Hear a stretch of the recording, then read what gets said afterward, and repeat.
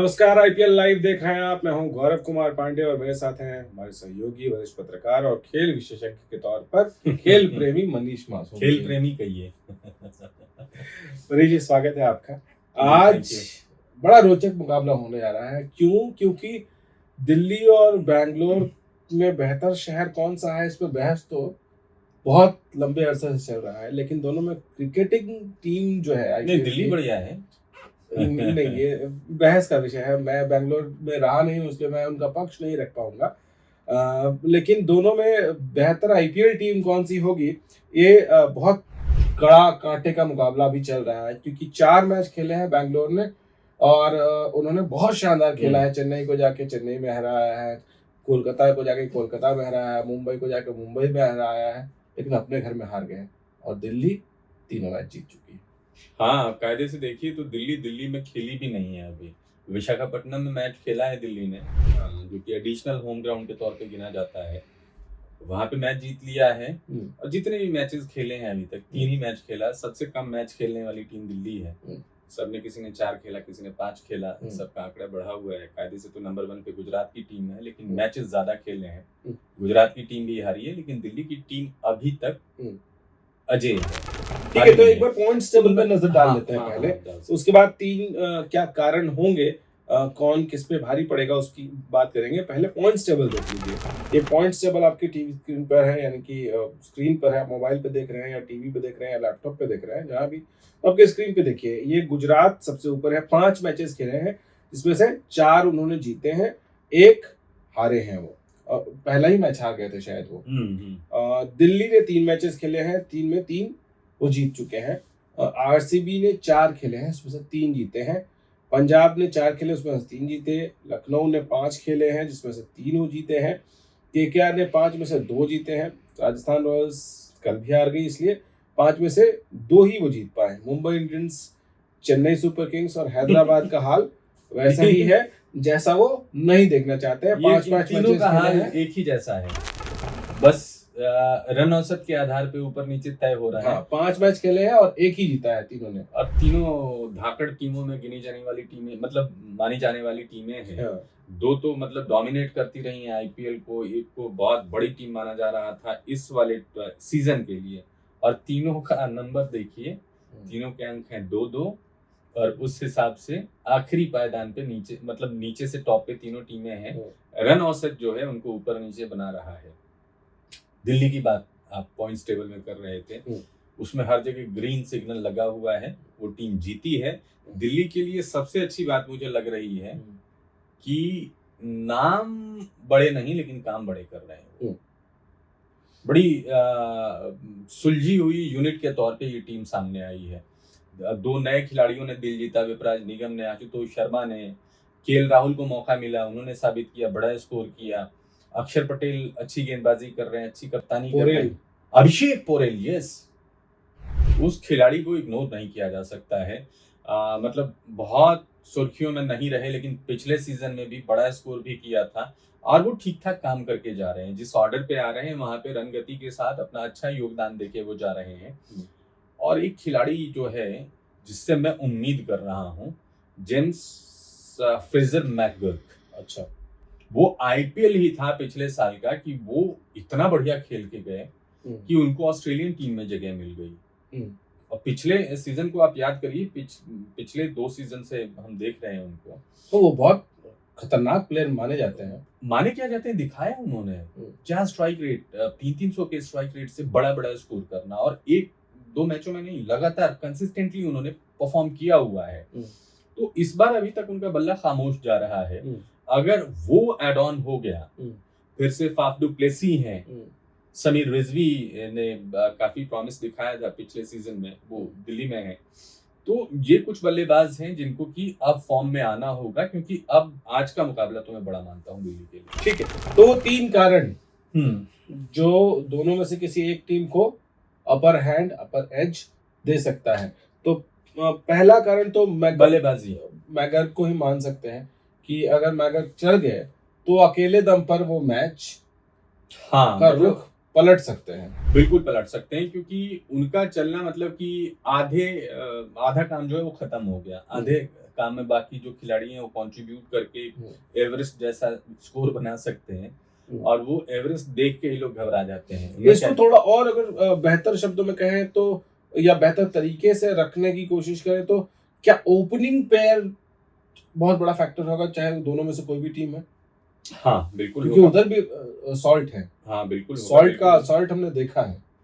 देखिए, इसके साथ एक चीज और कहूंगा गौरव जी, ओपनिंग पेयर तो हम देख रहे हैं, लेकिन कई मैचों में क्या हो रहा है ना कि एक खिलाड़ी चल जा रहा है और दूसरे एंड से विकेटें जाने लग रही हैं, और खासतौर पे चेज करते हुए, क्योंकि 200 से जो बड़ा स्कोर है इस सीजन में एक ही बार चेज हुआ है।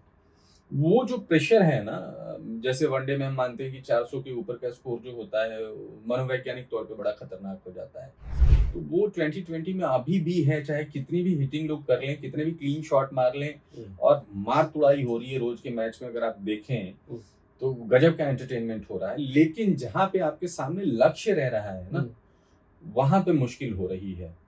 तो वही बात है कि मतलब बल्लेबाजी का चलना, खासतौर पे जो आप चेज कर रहे होते हैं उसमें देखने की शुरुआत अच्छी हो रही है, लेकिन मिडिल ऑर्डर में जो दिक्कत हो रही है, मुंबई ने 2 दफे बहुत बढ़िया प्रयास किया, जो कि बहुत छोटे अंतर से हारे, लेकिन मैं नहीं मानता कि मुंबई का जो मध्यम क्रम है उसमें जो कैलिबर है वो हर टीम को मिलेगा, वो गिफ्टेड है उसको पांड्या की वजह से। ठीक है, तो बल्लेबाजी एक बड़ा फैक्टर है। बल्लेबाजी एक बड़ा फैक्टर है, लेकिन उसमें भी अगर मैं देखूं तो क्या एक्स फैक्टर जो है वो इंडियन बल्लेबाज आपको लगते हैं दोनों तरफ? हाँ ऑफ कोर्स, विराट कोहली तो हैं। विराट कोहली अच्छा परफॉर्म कर रहे हैं, और विराट कोहली ने पिछले मैच में भी दिखा दिया किस तरीके से शॉट खेल रहे थे। स्ट्राइक मैं सिर्फ विराट की बात नहीं कर रहा, आप देखिए देवदत्त पडिक्कल, रजत पाटीदार ने अच्छा परफॉर्म किया है, पोरेल है, आशुतोष शर्मा है। हाँ। ये जो एक्स फैक्टर, क्या ये इंडियन का ये है कि वो थोड़ा सा उनको लोअर ऑर्डर में बैटिंग मिल रही है। अब टीम कैसे उनको आज इस्तेमाल करती है वो देखना होगा, क्योंकि बड़ी अच्छी पारी खेली थी। और दिल्ली के लिए हाँ सबसे अच्छी बात हुई है केएल राहुल हो जाना। केएल राहुल, हैरी ब्रूक, ये कुछ ऐसे खिलाड़ी हैं जो कि इनको आप देखेंगे टेस्ट में भी बहुत अच्छा खेल रहे होते हैं, और माना जाता है कि टेस्ट और T20 बिल्कुल ऑपोजिट फॉर्मेट है। लेकिन कुछ 3-4 खिलाड़ियों को देखा है, जिसमें 2 का नाम मैंने लिया, ये T20 भी इक्वली बढ़िया खेलते हैं और टेस्ट भी उसी अंदाज में खेलते हैं। और राहुल ने तो मतलब कई सीजन बहुत बढ़िया खेल के निकाला हुआ है, क्लीन हिटिंग, सिक्सेस, फोर्स, तो पिछले मैच में उन्होंने अपने तेवर दिखा दिए हैं। तो राहुल इंडियन बल्लेबाज फैक्टर होने वाले हैं। और साथ में एडिशनल ये है कि जैसे देखिए बैंगलोर से भी जो विदेशी बल्लेबाज हैं उनकी गूंज सुनाई देनी बाकी है, और खासतौर पे जो बैंगलोर से ही इधर को आए हैं, फाफ डुप्लेसी, फ्रेजर मैकग्रेग का जिक्र किया मैंने। फाफ पिछले मैच में शायद नहीं खेल रहे थे, इसीलिए शायद राहुल को आना पड़ा था। तो वो देखते हैं टीम कॉम्बिनेशन बनता क्या है। तो ये है कि 3-4 जो नाम दिख रहे हैं भारतीय बल्लेबाजी के, वो की फैक्टर साबित होने जा रहा है।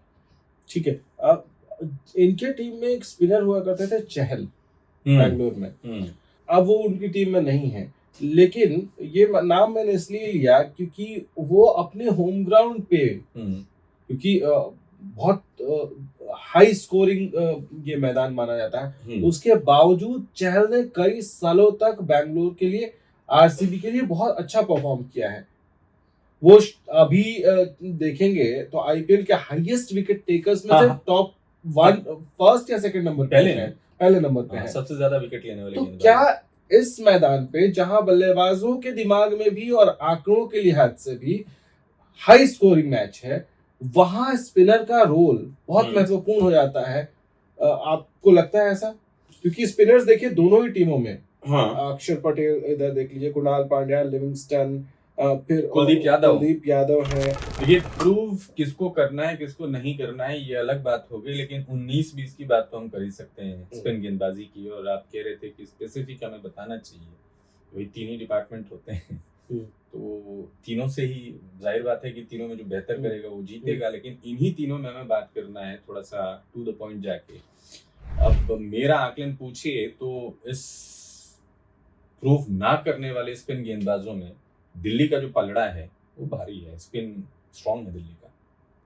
क्योंकि उसके पास अक्षर पटेल है। अक्षर पटेल लगातार साबित कर रहे हैं, और ये सब छोड़ दीजिए, लीग फ्रेंचाइजी लीग और डोमेस्टिक मैचेस, वो अंतरराष्ट्रीय स्तर पे है और वो एकदम नॉक कर रहे हैं, वो लगातार घंटी बजा रहे हैं जडेजा के लिए कि अपना परफॉर्मेंस अप रखो, वरना मैं बहुत अच्छा खेल रहा हूँ। बल्लेबाजी अच्छी होती है, बहुत डिसिप्लिन गेंदबाजी करते हैं। कुलदीप यादव का जिस दिन होगा, उस दिन जो वो गेंद घुमा देते हैं और जो फंसा देते हैं बल्लेबाजों को, ये भी हमने देख लिया है। इसके अलावा जो एडिशनल उसमें विपराज निगम करके लड़का आ गया है, गेंदबाजी अच्छी कर लेता है, बल्लेबाजी अच्छी कर लेता है। तो मुझे लग रहा है कि दिल्ली का जो स्पिन अटैक है ना, वो थोड़ा एज में है इस मुकाबले में, क्योंकि उनके पास देखिए कृणाल पांड्या है, ठीक है, अच्छे गेंदबाज हैं, सुयश शर्मा को उतार सकते हैं, लिविंगस्टन खेल रहे हैं क्योंकि उनकी जरूरत है बल्लेबाजी में, लेकिन एक जो चाहिए ना कि भाई हाँ स्पिन के तौर पे ही इसकी पहचान है, वैसा कोई दिख रहा है तो बताइए, नहीं तो मुझे लग रहा है कि इसी कॉम्बिनेशन के साथ जाएंगे, और इस कॉम्बिनेशन के साथ अगर गए तो दिल्ली तो मुझे भारी दिख रही है स्पिन गेंदबाजी में। ठीक है, स्पिन गेंदबाजी में भारी दिख रही है दिल्ली। तो दो फैक्टर्स तो हो गए। पहला हो गया इंडियन बैटर जो है, जिस टीम के ज्यादा बेहतर खेल गए उनके लिए अपर एज है। स्पिनर्स में और दिल्ली का एज है। फैक्टर चूंकि आप उठा रहे हैं तो कहें तो मैं ऐड कर दूं इसमें। हाँ बताइए भाई। तीसरा फैक्टर टॉस होगा।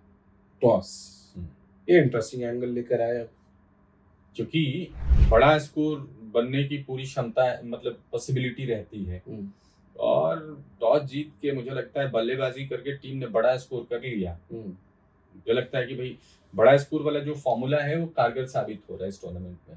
एक प्रेशर आ जाता है, एडिशनल प्रेशर। और लेकिन क्या ड्यू एक फैक्टर होता है? अभी इस सीजन में बैंगलोर में ड्यू बड़ा फैक्टर रहेगा या नहीं रहेगा? मुझे नहीं लगता। ठीक है, तो ये तीन फैक्टर्स हमें लगता है कि आज के मैच में इंटरेस्टिंग है और इस पर नजर रहेगी टीम्स की भी। लेकिन एक चीज और है जिस पर नजर रहती है हमारे व्यूअर्स की, वो जानना चाहते हैं कि फैंटेसी लीग में हम किसको आज कप्तान बना रहे हैं। बात तो है। तो आपका कप्तान कौन है आज? आज राहुल को होना चाहिए। राहुल, ठीक है। मैं अपना कप्तान सॉल्ट को बनाना चाहूँगा। सॉल्ट अच्छा फॉर्म उन्होंने अख्तियार कर लिया है, तो अब उम्मीद करते हैं कि खेल थोड़ा नमकीन हो जाएगा। देखते हैं। चलिए, बहुत शुक्रिया आप, लेकिन हमें कमेंट करके जरूर बताइएगा, और अगर फॉलो नहीं किया है, सब्सक्राइब नहीं किया है, जल्दी से कर लीजिए। नमस्कार।